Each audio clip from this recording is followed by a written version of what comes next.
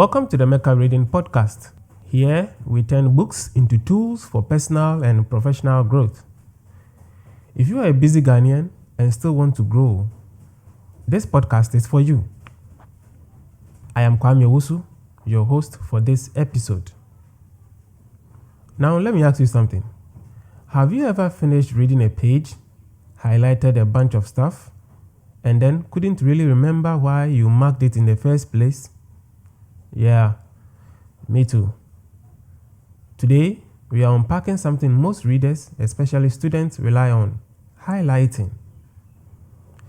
We will explore where it came from, why it became so popular, and most importantly, why it might not be the best way to engage with what you read.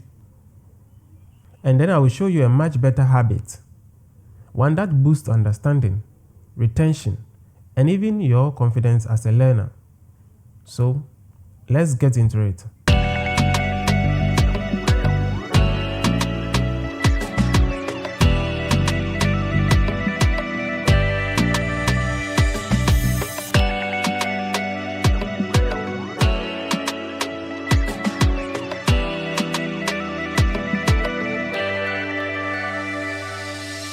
Let's first talk about how the act of highlighting text became the most common or automatic method people use when reading or studying.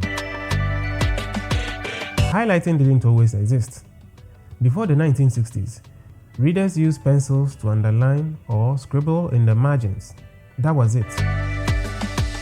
Then, in 1963, a company called Cartel's Ink dropped the highlighter, a fluorescent yellow marker that made it super easy to spot key points instantly. Boom! Highlighting was born. By the 70s and 80s, schools and offices everywhere had drawers full of pink, yellow, green, and orange markers. Highlighting became a ritual. If you were studying and didn't highlight, were you even trying? And to be fair, it did have some benefits. You could find key points quickly. It helped you focus while reading. It made revision feel easier. In fact, a 1988 study found that 80% of college students used highlighters regularly. It just became the norm. But the question is, does highlighting actually work? Here is the twist. Research says not really. A 1997 study showed that highlighting gave a small boost to recall, around 10 to 15%, but only when students marked a few key points. The problem is, most people highlight everything, and that's where it falls apart. By 2013, a major review in psychological science actually labeled highlighting as a low-utility learning strategy. Why? Because it's passive. You are not analyzing or thinking deeply. You are just marking. In fact, over-highlighting is super common. One survey found that 70% of students highlight more than half the page. That's not studying. That's coloring. And to make matters worse, recall from highlighting drops fast.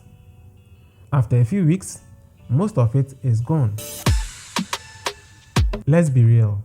Highlighting feels productive, but it often leaves you with a book full of neon but no clear insight, shallow understanding of the material, poor long-term memory of what you read. And if you care about your books, highlighting reduces their resale value by up to 30%. That hurts. So while highlighting feels like a shortcut, it usually short-circuits your learning. So what's the best way? Now, let's talk about something that actually works. Journaling. Not the Dear Diary kind. This is reading journaling. After reading, you take a moment to write what stood out, what it means to you, any questions you have, how it connects to your life or other books. It's an active process, and that makes all the difference. Studies have found that journaling improves comprehension by 25%, retention by over 30%, critical thinking by 40%. It forces you to process what you read, reflect on it, and rephrase it in your own words. And that's the sweet spot where real learning happens. Plus, your books stay clean and your thoughts stay organized. Now, how do I start journaling? Journaling sounds like a big task, but it's really not. Here's a simple way to start. Use a notebook or a note app like Notion, Evernote, Google Keep. Anything works. Personally, I use the Daybook app. After each reading session, write a short summary.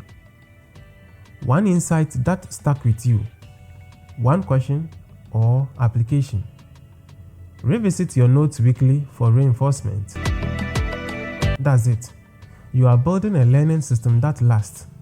And over time, your journal becomes a treasure chest of ideas, written in your own voice. Now here's the bottom line. Highlighting had its moment. It gave us a quick way to mark important stuff. But the more we learn, the more we see. It's just not enough. Journaling wins. It's deeper, smarter, and built for long-term growth.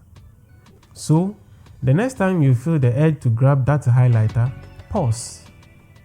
Grab a pen instead, or your phone, and write something down. You are not just reading anymore. You are learning for life.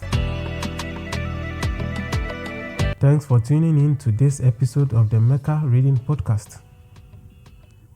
If this helped shift your mindset, share it with a friend, or better yet, start your own reading journal today.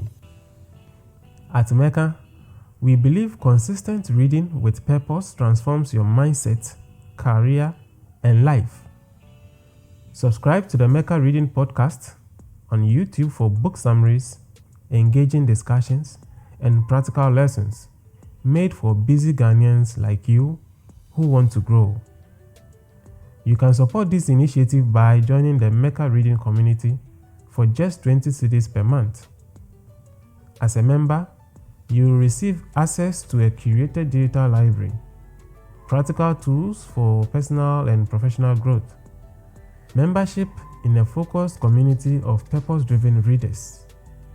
To join, kindly reach out via WhatsApp 050-229-3709 or email podcastmeka@gmail.com. We look forward to welcoming you. Until next time, read with purpose and grow with intention. I'm out.